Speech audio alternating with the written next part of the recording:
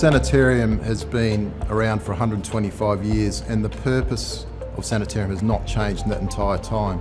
It's all about changing lives every day through whole person health.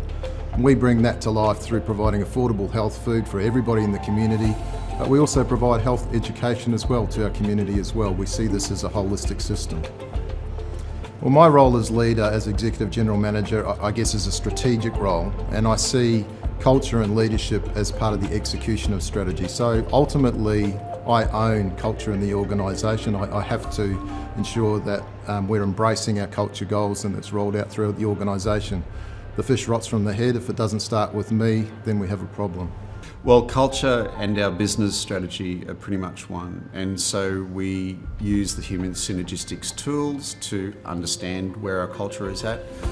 We use the LSI tools for individual leadership development, and so that actually drives our culture, which drives business outcomes, and so it's a perfect match.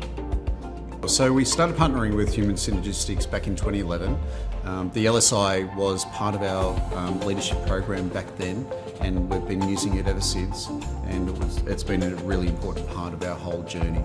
The other thing was our CEO also wanted to measure culture, and we knew that the OCI was a tool to be able to do that, and of course we did our first culture measure back in 2011, and we've been using it ever since. We've done 6 remeasures from that time, and we just find it an incredibly valuable tool to link our business outcomes and culture and performance.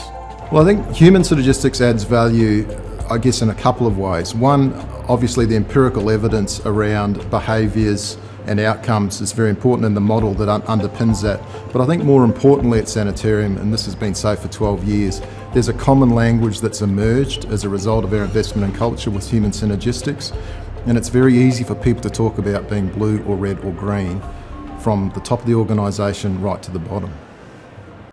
The impact of constructive behaviours at Sanitarium, I think, has allowed us to, whilst we're good at strategy formulation, it's allowed to execute our strategy far more effectively.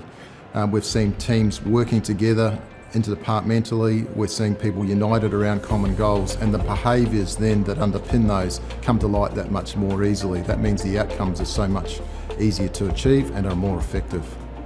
Leadership commitment in my senior team in particular is an ongoing conversation. We're explicit around what it is we stand for as a leadership group.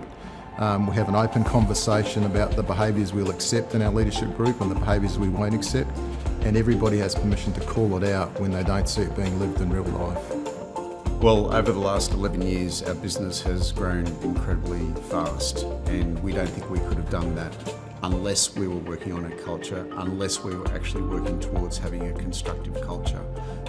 We believe that culture unlocks the business performance and the ability for us to grow and to be where we are today. And they go hand in hand.